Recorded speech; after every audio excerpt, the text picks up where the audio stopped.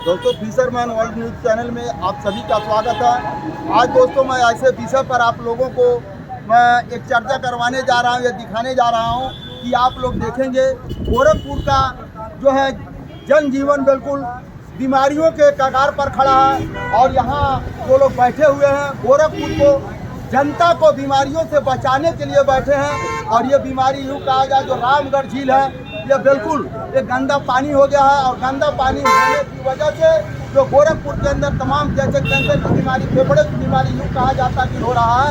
तो ये इसके लिए मैं आप लोगों को कांग्रेस पार्टी के प्रदेश उपाध्यक्ष के निगरानी में आज एक दिन का इस ताल को लेकर के उपवास को व्रत रखा गया है। आइए मैं आप लोगों से बात करूँ।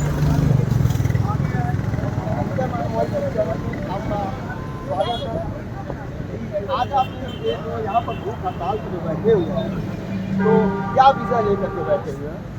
ये रामगढ़ ताल जो हमारी लोअर जो मौसम के कारण बर्बाद हो रहा है और हमारा ऐतिहासिक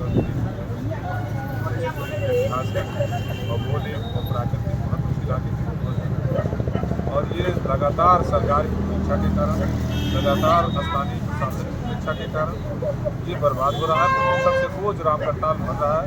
अभी आपने देखा होगा पिछले दिनों लाखों मछलियां मर गई, जलीय जीव जंतुओं के जीवन पर संकट है और जो भूमिगत जल है वो भी प्रदूषित होने की दिशा में बढ़ रहा है। तो लोगों के जीवन पर ये गहरा संकट है और इसलिए हम सब लोग आज उपवास पर बैठे हैं कि आने वाले दिनों में रामगढ़ ताल को स्वच्छ बनाया जाए, रामगढ़ ताल के जो प्रदूषण है उनको रोकने के ठोस उपाय किए जाएँ। इसकी मांग को लेकर हम आज संकल्प के रूप में बैठे हैं और आगे आने वाले दिनों में अगर सरकार इस पर ठोस पहल नहीं करेगी तो हम और व्यापक अभियान, व्यापक आंदोलन चलाएंगे। जनता से क्या आप अपील करना चाहेंगे? देखिए, लोगों से हमारी ये अपील है कि ये जो झील है किसी भी प्राकृतिक स्रोत को बचाने की जिम्मेदारी समाज की भी, और ये जो रामगढ़ ताल है इसको हमारे पूर्वजों ने, जो इस इलाके के रहने वाले हमारे नागरिकों ने, निषाद समाज के लोगों ने बहुत कठिन परिस्थितियों में भी इस ताल को साफ सुथरा बनाए रखा। तब तो सड़कें नहीं थी, तब तो लाइटें नहीं थी, लेकिन उस दौर में भी अपने कठिनाई में डाल के ताल के अस्तित्व के साथ साथ ताल के जो इकोसिस्टम है उसको बचाने में उन्होंने भारी योगदान रहा है और उन्होंने हमें स्वच्छ ताल दिया। तो हमारी जिम्मेदारी क्या है कि हम आने वाली जो पीढ़ी है, जो हमारी आने वाली नस्लें हैं, उनको क्या हम साफ ताल दे पाए रहे हैं, साफ पानी का स्रोत दे पाए रहे हैं, साफ नदियां हम दे पा रहे हैं? अगर नहीं दे पा रहे हैं तो आने वाली पीढ़ी हमसे सवाल करेगी, हमसे जवाब मांगेगी और निश्चित रूप से वह समय हम सबके लिए संकटपूर्ण होगा। तो हमें अपने बच्चों के भविष्य को ध्यान में रख करके, हमारी जो आने वाली पीढ़ियाँ हैं उनके भविष्य को ध्यान में रख करके ताल को, नदियों को, पर्यावरण की रक्षा के लिए समाज को आगे आना चाहिए। ये मेरा समाज से देखिए, अभी जैसे जो पानी गंदा है तो इस गंदे पानी से शहर के या आसपास के क्षेत्रों के लोगों को क्या बीमारियां होने की कोई संभावना है क्या? देखिए, जब भी कोई प्रदूषित पानी तो हर बीमारी का कारण है। अगर ये ताल प्रदूषित होगा तो जितने भी वाटर लेवल है इस इलाके के, वो वाटर लेवल प्रदूषित और भूमिगत जो जल है जिसको हम पीते हैं वो भी प्रदूषित है। तो ये तो मानव के ऊपर संकट है ही, जो ताल के किनारे आ रहा है उसको संकट है और जो ताल के क्षेत्र में बसा हुआ है उसके ऊपर भी संकट है। और जो लोग बाहर से ताल देखने आते हैं, आप कल्पना करिए कि जो लोग उत्साह से दूसरे जिलों से, दूसरे प्रदेशों से गोरखपुर आएंगे और रामगढ़ ताल के किनारे आएंगे तो उनके मन में एक निर्मल झील की कल्पना हो, उनके मन में एक सुंदर झील की कल्पना हो, एक साफ सुथरा झील की कल्पना हो। लेकिन जब वो यहाँ आएंगे तो पूछेंगे कि हमारा रामगढ़ ताल की बीमार है। तो जो हमारा पोषक है, जो नदियाँ, जो तालाब हमारी पोषक हैं, उनको हमने मैला ढोने की मालगाड़ी बना दिया है। तो ये जो इनके सेहत के साथ जो खिलवाड़ है वो आने वाले दिनों में हमारे सेहत के साथ भी खिलवाड़ होगा। तो निश्चित रूप से ताल को बचाना, नदियों को बचाना ये बहुत जरूरी काम है और मुझे लगता है कि सभी धर्मों के नदियों को, तालाबों को संरक्षित करने का संदेश, आदेश दिया गया है। तो समाज को भी आगे आकर के एक निर्मल हमारा तालाब बने, स्वच्छ तालाब बने, तो इसके लिए प्रयास करें। हमको लगता है कि ये पानी गंदा इसलिए किया जा रहा है, हमको लगता है पानी इसलिए गंदा किया जा रहा है तो फार्मर्स कंपनियों को लाभ पहुंचाने के लिए और गोरखपुर के परिक्षेत्र के लोगों को बीमारी से उनको लैस करके डॉक्टर को फायदा पहुंचाने के लिए, ऐसा तो नहीं कहीं सरकार की प्लान है। लेकिन जब भी वो सरकार की कोई भी समाज और सरकार की इच्छा के कारण ही हमारे जो वाटर बॉडी वो प्रदूषित होती है, तो जब भी मैं पहले भी कहा और आज कभी कह रहा हूँ कि जब भी कोई पानी का प्रदूषण होता है, डॉक्टर आपको क्या कहता है कि स्वच्छ पानी पीजिए, डॉक्टर आपको राय देता है कि स्वच्छ पानी पिएंगे तभी आप स्वस्थ रहेंगे। तो ये जो वाटर बॉडीज है ये हमारे जो भूमिगत जल स्रोत हैं उनके संरक्षण का काम करते हैं।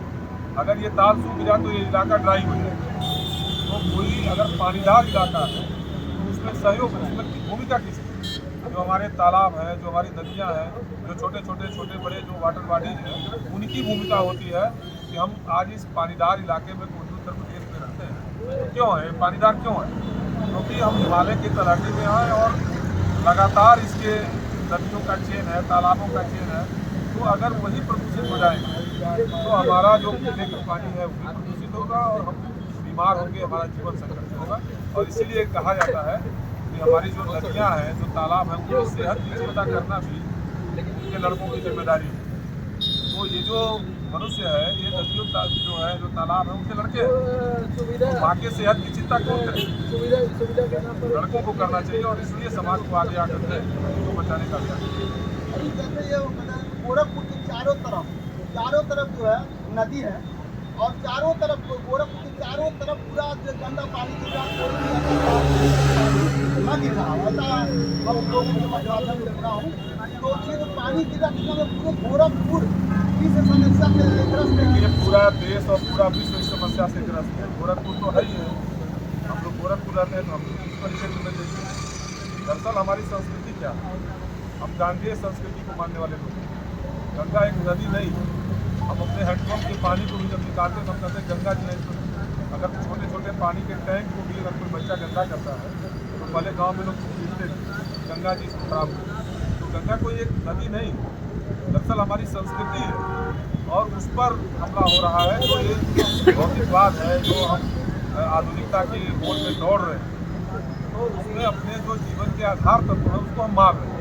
तो निश्चित रूप से ये आने वाले दिनों में हमारे लिए व्यापक संकट होगा और ये जो नदी पर और पर्यावरण का जो खतरा है, ये तो संकट है हमारे सामने, जीवन के सामने संकट है, मानवता के सामने संकट उत्पन्न कर रहा है। तो पहले उसको बचाने का अभियान शुरू करना चाहिए और हमें अपने पूर्वजों से सीखना चाहिए। जो हमारे पूर्वज थे, जिनको आज आधुनिक लोग गंवार करते थे, जब हमारे पूर्वज गंवार थे तो हमारी गंगा साफ थी, वो गंगा के स्वास्थ्य की चिंता करते थे, गंगा में जाते थे और गंगा के में गंदगी न जाए इसकी चिंता करते थे। और जब हम आधुनिक हुए हैं तो हमारी गंगा गंदी हो रही है, चाहे वो राम करताल की गंगा हो, चाहे आदमी की गंगा हो, चाहे राम की गंगा हो।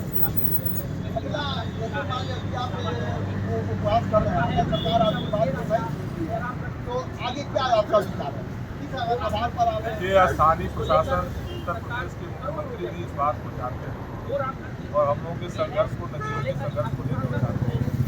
हमारे लड़ाई के तरीके को भी यहाँ का प्रशासन, जो नए आए हो, जो नहीं जानते होंगे, लेकिन वो मुख्यमंत्री से पूछेंगे तो लोग बताएंगे। तो अगर ये इस पर ठोस पहल नहीं हुई तो जो आंदोलन का तरीका हमारा रहा है, हम फिर उसी दिशा में जाएंगे। जनता खड़ी होगी और इस ताल को बचाने का अभियान में जुड़ेगी और हम किसी भी स्तर पर जाकर के इस अभियान को आगे ले जाने का काम करेंगे। अभी हम आपके साथ बहुत सारा सामाजिक आपके साथ जो आ रहा है, देखिए सभी सामाजिक संगठन, प्राथमिक शिक्षक संघ के हमारे अध्यक्ष बैठे हुए हैं यहाँ पर, अभी किसान यूनियन के लोग धीरे धीरे लोग समाज के सब वर्गों के लोग जुड़े, किसान समाज के लोग आए थे। तो ये जो लड़ाई ये किसी पार्टी और जाति की नहीं, ये लड़ाई जीवन बचाने की लड़ाई और इस लड़ाई में सबको आगे आना पड़ेगा, सबको आगे। और सरकार या प्रशासन समाज से बड़ा नहीं होता, समाज जब खड़ा होगा तो ताल भी ठीक होगा और बहुत बहुत धन्यवाद। अभी दोस्तों आप लोगों ने देखा यहाँ बिशप में के लोग जो बैठे हुए हैं उन लोगों का भी मांग है। तो धन्यवाद, नमस्कार।